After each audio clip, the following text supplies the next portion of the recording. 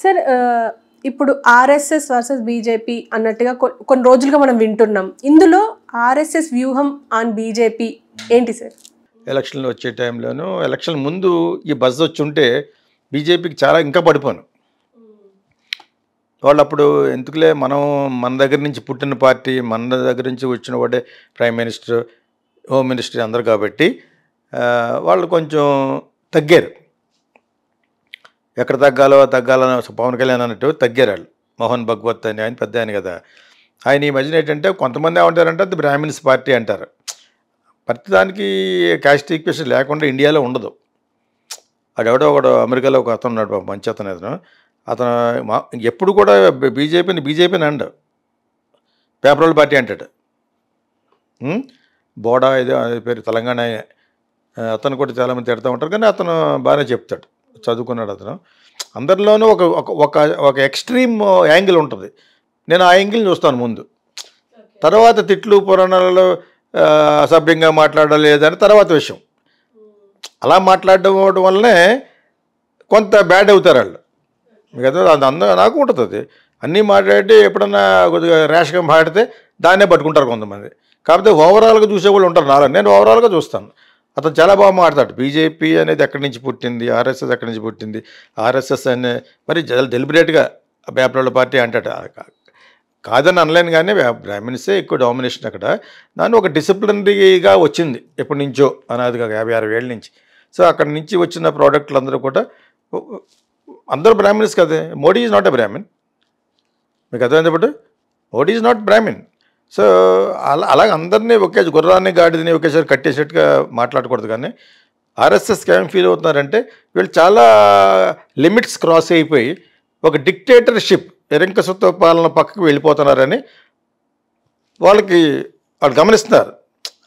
వాళ్ళు యాక్చువల్గా వాళ్ళని ఒక ఈగల్స్ ఐ అనొచ్చు ఆర్ఎస్ఎస్ని మంచిగా. అదేవిధంగా ఐసిస్ అంటారు, ఐసిస్ టెర్రరిస్టులు, వాళ్ళు కూడా ఈగిల్ ఐ అంటారు అనమాట. గెద్దలాగా చూస్తూ ఉంటారు అనమాట. ఎక్కడెక్కడ హిందూయిజం పెరిగిపోతుందో, ఎక్కడెక్కడ క్రిస్టియానిటీ పెరిగిపోతుందో అక్కడ ఒక బాంబు వేస్తారనమాట. ఆర్ఎస్ఎస్ అలా కాదు. ఆర్ఎస్ఎస్ని కూడా ఒకప్పుడు రాహుల్ గాంధీ క్రిటిసైజ్ చేశాడు. ఇట్స్ ఎ సాఫ్రాన్ టెర్రరిజం అన్నాడు. సాఫ్రాన్ అంటే అదే ఆరెంజ్ కలర్ వేసుకుంటాం కదా, దాన్ని సాఫ్రాన్ కలర్ అంటారు. ఐసిస్ని అది మామూలుగా ఇస్లామిక్ టెర్రరిజం అయితే ఆర్ఎస్ఎస్ డైరెక్ట్గా అనలేదు. It's a terrorism with saffron colour అని యోగి వాళ్ళని ఉద్దేశించి. అయితే ఉండొచ్చు, ముళ్ళుతోనే తీయాలి. ఆ విధంగానే యోగి తీశాడు. ఒక రౌడీని చంపాలంటే మళ్ళీ రౌడీలనే పంపాలి, రౌడీలు లాంటి పోలీసులు పంపాలి. ఆ రౌడీలు పోలీసు డ్రెస్ చేసి కాల్ చేయాలి. పర్మిషన్ ఇస్తే ఎలా పడితే అలా చేయొచ్చు. ఆ విధంగా 90% రౌడీజంని వాళ్ళు ఎరాడికేట్ చేశాడు. అయినా అతను సూపర్గా గెలిచిపోవాలని వీళ్ళు అనుకోలేదు. ఎలాగ గెలుస్తాం, నా మార్క్తో గెలవాలి, బాడీ మార్క్ తోటి అన్నట్టుగా అతను కొంచెం సబ్మిసివ్ చేసి అతను వేరే స్టేట్లకి క్యాంపెయినింగ్ పంపించి ఈ మోడీని అమిత్ షా చేసిన కుతంత్రపు ఆలోచన అనమాట. అతను అక్కడ దెబ్బ అయిపోయాడు. ఒక 30-40 సీట్లు ఇంకా ఎక్కువ రావాలి, అఖిలేష్ యాదవ్ గెలిపోయినాయి. మీకు అర్థమైనప్పుడు మీకు. సో దాంతోపాటు కాంగ్రెస్ రాహుల్ గాంధీ వాళ్ళు కలవడంతో వాళ్ళు అక్కడ 50% అయిపోయారు. ఇప్పుడు ఏమవుతుంది, ఇప్పుడు యోగి చేసినంత నీళ్ల పాలు అయిపోయినట్టు లెక్క. ఇంత చేశాడు. వాళ్ళందరూ పోవటం వల్లే ఇప్పుడు యూపీ స్టేట్ ఒక విధంగా బాగుంది. ఓకే, కానీ మోడీ ఎంటర్ అవ్వడం వలన యోగికి కూడా బ్యాడ్ వచ్చింది అక్కడ. యాక్చువల్గా Yogi has got a very good name. ఎప్పుడైతే యోగిని కూడా తగ్గించడానికి ట్రై చేస్తున్నారో ఆ ప్రైమ్ మినిస్టర్ అయిపోయేటట్టు ఉన్నాడు కాబట్టి అది ఎప్పుడైతే వచ్చిందో ఇంకా యోగికి వెయిట్ చేయటం పనేశారు అక్కడ. వీళ్ళ యొక్క ఇంటర్ఫీరెన్స్ వల్ల యూపీ పోయింది. ఎస్పెషలీ మోడీ, అమిత్ షా. అందుకుముందు మరి అమిత్ షా నేనే గెలుచుకొచ్చాను అన్నప్పుడు వెళ్ళిపోయారు. అప్పుడు ఫస్ట్ టైం గెలిపించింది ఇతనే. యూపీ పెద్ద స్టేట్ కదా, అక్కడ ఒక బంపర్ మెజారిటీ పట్టుకురావడం గల కారణం అమిత్ షా. మాది యూ షుడ్ అవుట్ అన్నాడు. Who has prevented you? నేను ఎవరన్నా వద్దన్నారా? ఆర్ఎస్ఎస్ వద్దా? ఆర్ఎస్ఎస్ కొంచెం కంట్రోల్ చేస్తున్న టైంలో, ఎలక్షనీరింగ్ టైంలో నడ్డా మీ అవసరం మాకు లేదన్నట్టుగా అన్నాడు. జేపీ నడ్డా, ఆయన అప్పుడు ప్రెసిడెంట్ దానికి బీజేపీకి. ఇవన్నీ గుర్తుపెట్టుకున్న వాళ్ళు ఇప్పుడు మొన్న ఫ్లేరప్ అయ్యారు. మోహన్ భగవత్ గారు ఒక ప్రెస్ మీట్ పెట్టి అహంభావం, ఈగో పనికిరాదు ప్రైమ్ మినిస్టర్ సీట్లో కూర్చున్నప్పుడు. కానీ ఇంపార్టెంట్ మినిస్టీరియల్ వర్క్స్లో ఉన్నవాళ్ళు అహం ఉండకూడదు అని క్లియారిటీగా చెప్పేశాడు. తర్వాత ప్రతిపక్షం అంటే విరోధ పక్షం కాదు అని 2-3 మంచి చెప్పాడు. చెప్పి దాంట్లోని సారాంశం ఈ ఇంటెలిజెంట్ ఉంటాయి కదా యూట్యూబర్స్, వాళ్ళు ఎలాగా అంటున్నారంటే యోగిన్ నా మటుకు నాకేం తెలియదు, అవన్నీ చూస్తాను. ఫేస్బుక్లో పెట్టాను 4 రోజుల క్రితం, మోడీ అండ్ అమిత్ షా యోగిని పైకి రాకుండా చేస్తారని పెట్టాను. నాకు అలాగ అనిపించింది. నాకే అలాగ అనిపించిన, నాకంటే సూపర్ తెలివితేటలు ఉన్నారు బయట. కరణ్ థాపరు, ఇంకా ఎవరెవరో ఉన్నారు, చాలా మంచి వాళ్ళు ఉన్నారు నేషనల్ లెవెల్లో ఉన్న యూట్యూబర్స్. ధ్రువ్ రాథి, వీళ్ళందరూ ఎలా అంటే నాకు వచ్చిన ఐడియా నాకంటే ముందు వాళ్ళకి వచ్చింది. నేను అవి చూడలేదు సుమా. నేను మామూలు నాకు ఏమనిపించింది అంటే యోగిని తగ్గించాలని చూస్తున్నారు. ఎందుకంటే యూత్ అంతా యోగి రావాలని కోరుకుంటున్నారు, ఇర్రెస్పెక్ట్ ఆఫ్ ద రిలీజన్ పార్టీ. ఇతను రావడం వల్ల రౌడీజం పోతుంది. రౌడీజం పోవాలంటే ఫస్ట్ మినిస్టర్లే రౌడీలు.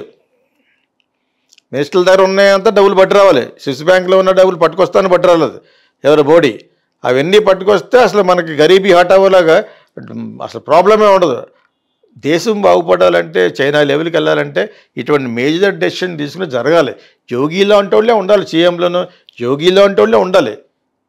డెమోక్రసీ అనే ముసుగులో డిక్టేటర్స్ వాళ్ళే కరెక్ట్ ఇండియాకి. డెమోక్రసీ కాకుండా డిక్టేటర్షిప్ ఉండకూడదు అన్నా కూడా నేను డిక్టేటర్షిప్ లోపల ఉండి పైన డెమోక్రసీ ముసుగే ఉండాలి. అప్పుడే మారుతారు. ఇక్కడ కింద వాడు కానీ పైన వరకు పవర్ ఎక్సర్సైజ్ చేస్తూ ఉంటారు ఇక్కడ. మీకు అదే నువ్వు ఒక 10 మనిషి పెట్టావనుకో, నువ్వు అన్నీ చేయలేకపోతున్నావు కాబట్టి ఇంకొక ఆవిడని పెట్టుకున్నావు అనుకో, నువ్వు ఎలా వెళ్ళిపోయిన వాడిని ఆవిడ మీద అధికారం చెలాయిస్తూ ఉంటుంది. పవర్ కాన్షియస్ అంటారు దీన్ని మనుషులకి. ఇండియాలో ఎక్కువ అది. మన పని, మన భోజనం, మనం పైకి రావడం చూసుకోరాడు. నాదేంటి ఇక్కడ హోంగార్డ్ ఉంటాడు, పోలీస్ కంటే తక్కువే. పోలీసు లేనప్పుడు ఆడే పోలీస్ కింద బిహేవ్ చేస్తూ ఉంటాడు. అటు పోలీస్ కదాడు, తెలుసా మీకు? హోంగార్డులు అన్న వాళ్ళందరూ పోలీసు కదా, వాళ్ళు టెంపరీ జాబ్స్ అయ్యి. పర్మనెంట్ అవ్వడానికి అటు 2-3 లక్షలు ఇస్తే కానీ అవడాడు. పోలీస్ జాబ్లు కూడా పాపం డబ్బులు పెట్టే కొనుక్కుంటారు వాళ్ళు. ఎందుకు కొన్న తర్వాత మరి ఆమె వస్తుంది కదా, మీకు అర్థమైతే ఇప్పుడు. సో ఇవన్నీ అందరికీ తెలుసు. మళ్ళా నేను నొక్కి ఒక్క నుంచి చెప్తున్నాను. కొంతమందికి యూత్కి తెలియకపోవచ్చు, ఇప్పుడున్న జనరేషన్ పిల్లలకు తెలియకపోవచ్చు. వాళ్ళు ఆడొక మైండ్ పెడతాడనమాట, అమ్మ వీడు ఏదో చెప్తాడు మొత్తం ఇదే కరెక్ట్ అని. మన నా పోలీసు కూడా నా దగ్గర 500 దొబ్బెట్టు అనుకుంటాడు అనమాట. మీకు అర్థమైతే ఇప్పుడు. లేదా పిల్లలకి అందరికీ అన్నీ తెలియాలని ఏమి రూల్ లేదు. వాడు గోవాలా, అడుగు అమ్మాయిలు, గర్ల్ ఫ్రెండ్స్, పబ్స్ అలా ఏడుతూ ఉంటారు. సో వాళ్ళకి కూడా ఎప్పుడన్నా చూసినప్పుడు ఎవడు టోపీ పెట్టి చెప్తాడు, బాగా చెప్తున్నాడు అంటే వాళ్ళకి అర్థం అవుద్ది. సినిమాని కూడా జోడించి, సినిమా వాడిని కాబట్టి. సో ఆర్ఎస్ఎస్ వాంట్స్ యోగి అనేది మటుకు నేను అనుకుంటున్నాను.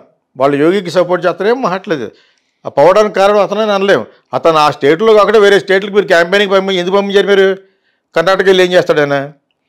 ఒక విధంగా అతను పెంచుతున్నావు, ఇండియా అంత పెంచడం కాదు, అతని స్టేట్లో వేరే వాళ్ళు ఆక్రమిస్తారు. ఈలోగా పెంచడం కోసం అయితే పోనీ అందరూ కొంటాడు. అమిత్ షా అక్కడ వెళ్ళొచ్చు కదా. పోయినసారి అమిత్ షా వల్ల గెలిచిందన్నారు, ఈసారి అమిత్ షా ఎందుకు వెళ్ళొద్దన్నారు? మోడీ వద్దన్నాడా? ఆర్ఎస్ఎస్ వద్దన్నారా? ప్రజలు వద్దన్నారా? నువ్వు నిజంగా అంత గొప్పవాడు, వీరుడు అయితే లాస్ట్ టైం ఆపద్ధర్మంగా అప్పుడు చేంజ్ కావాలి. మంచి క్యాంపెయిన్ చేశారు. అప్పుడు బీజేపీ కొత్త పార్టీ కింద లెక్క. అంతకుముందు విసిగెత్తిపోయారు. ములాయం సింగ్ యాదవ్ నుంచి వాళ్ళ అబ్బాయి అఖిలేష్ యాదవ్ గురించి, ఒక పక్కన మాయాదేవి పరస్ట్ ఫిల్ అది, దాన్ని కాళ్ళు బొక్కాడు మన వెళ్ళి ఎస్టీ అని. ఎవరు కాన్షీరామ్ దగ్గర కూడా ఉండేది ఆవిడ. వాళ్ళిద్దరికి ఎటువంటి సంబంధం ప్రపంచం అంతా తెలుసు. సో కాన్షీరామ్ గారు మంచి ఆసియాలో ఉన్నవాడు. ఆవిడ దగ్గర ఉండే ఒక 10 మనిషి లాంటిది ఆవిడ మాయాదేవి. ఆవిడ కాళ్ళకి నమస్కారం పెట్టాడు మన వాళ్ళు ఆవిడ పవన్ కళ్యాణ్. అర్థమైందా? అదే పాలిటిక్స్లో ఇటువంటి అన్ని చేస్తేనే పైకి రావాలనే ఉద్దేశంతో చేస్తూ ఉంటారు జనరల్గాను. అటువంటి స్టేటు, బిగ్గెస్ట్ స్టేటు, ఇన్ని సీట్లున్న 70-80 పార్లమెంట్ సీట్లు ఉన్న అటువంటి దాంట్లో నేను వెళ్ళొద్దని ఎవరన్నారు? అమిత్ షానే. You cannot blame Yogi today. Yogi ఇచ్చిన పాత్ర చేశాడు. నువ్వు నీ స్టేట్లోనే ఉండేందుకు పెద్ద, అది 4 స్టేట్లతో సమానం యూపీ. నువ్వు నీ స్టేట్లోనే ఉండి ఎంత డబ్బు అయినా ఖర్చు పెట్టి మనలా మనమే గెలాలనుకుంటే గెలిచి ఉండేవాడు. అక్కడ కాన్సన్ట్రేషన్ తప్పించారు వాళ్ళు. అతను పాపులారిటీని చెడగొట్టేశారు కావాలని మోడీ అండ్ అమిత్ షా. ఇది ఆర్ఎస్ఎస్ నేను కాదు, ఆర్ఎస్ఎస్ ఇండైరెక్ట్గా అక్కడ ఉన్న వాళ్ళు చెప్తున్నారు. ఆర్ఎస్ఎస్ ఇప్పుడు they wanted to reconstruct BJP. Retirement వచ్చేసింది, ఇంకా ఏంటి నువ్వు అక్కడిక్కడ తిరుగుతున్నావు, ఇట్స్ హై టైమ్ నువ్వు ఎక్కడ రెస్ట్ తీసుకుంటే బెటర్ అని మోడీని కట్ చేస్తున్నారు. వీళ్ళు కట్ చేయకపోయినా రేపు పొద్దున్న చంద్రబాబు నాయుడు లాంటి వాళ్ళు, నితీష్ కుమార్ లాంటి వాళ్ళు ఆ పక్క దూకేశారంటే పడిపోద్ది గవర్నమెంట్. పడిపోవడం కంటే మారితే బెటర్ కదా. ఇప్పుడు ఆ విధంగా చాయిస్ పెడతారు. ఆర్ఎస్ఎస్ కల్పించుకుంది. ఇప్పుడు అంత ఈజీ ఏం కాదు వీళ్ళకి ప్రయాణం. ప్లస్ ఏమో పార్లమెంట్లో నీకు పవర్ ఇది కూడా లేదు, అంత మెజారిటీ, అబ్సల్యూట్ మెజారిటీ లేదు. ఎప్పుడు పడిపోద్దో ఎప్పుడు ఊడిపోద్దో తెలియని పొజిషన్లో ఉన్నారు. ఇది అందరి ద్వారా, మన ద్వారా కూడా కొంచెం తెలియాలని చెప్తున్నాం. ఏ బిల్లు పెడితే ఆ బిల్లు పాస్ అయిపోవడానికి పూర్వ రోజులు కాదు. చార్ట్సో అనుకున్నట్టు వచ్చి మీకు అన్ని సీట్లు ఉండింటే అప్పుడు ఈ వీళ్ళందరూ కూడా కలిస్తే చంద్రబాబు నాయుడు కలటం అంటే బూత్. అది చంద్రబాబు నాయుడుని Modi and BJP hates them. నేను ఎన్నిసార్లు చెప్పాలి మీకు? అది ఆయనకి తెలియదా అంటే ఎందుకు తెలీదు? ఆయన మూడోసారి ఆయన తెలీదా వాళ్ళు ఇలా చేస్తారని? నేను కాక మొన్నగా జైల్లో పెట్టారు. జైల్లో పెట్టేందుకే గెలిచాడు ఈయన 40%. మిగతా 60% ఇతని మీద కసి. నేను ఎన్నిసార్లు చెప్పినా చెప్తాను. జగన్ మీద కసి ఇప్పుడు కాబట్టి పాదయాత్రగా దేక్కుంటే వెళ్ళిన కూడా నమ్మరు. పాదయాత్ర కూడా దేగుతారు అడుక్కునే వాళ్ళు, అలా వెళ్ళినా కూడా నమ్మరు. వీళ్ళు ఊరుకుంటారా? పాదయాత్రకి లోకేష్ వెళ్తున్నప్పుడు ఎలాగ అడ్డుకున్నాడు, ఇప్పుడు ఇతరులు వెళ్తే కూడా వాళ్ళు అడ్డుకుంటారు. అందులోనే అనిత వాళ్ళు ఎలా చెప్తే అలా చేస్తుంది. అమ్మాయి కదా, ఎవరు వచ్చి వాళ్ళు చేస్తారు. ఆవిడ కొంచెం బాగా చేయగలదు అనుకుంటున్నాను నేను. ఇక్కడ మంచి యాక్టివ్ పర్సన్. దాని చేత ఇక్కడ బీజేపీని కంట్రోల్ చేయటం ఆర్ఎస్ఎస్ యొక్క బాధ్యత, ప్రైమరీ బాధ్యత అది. వాళ్ళ మాటకు విడనాటితే మటుకు దెబ్బేస్తారు అంతే. అడిగే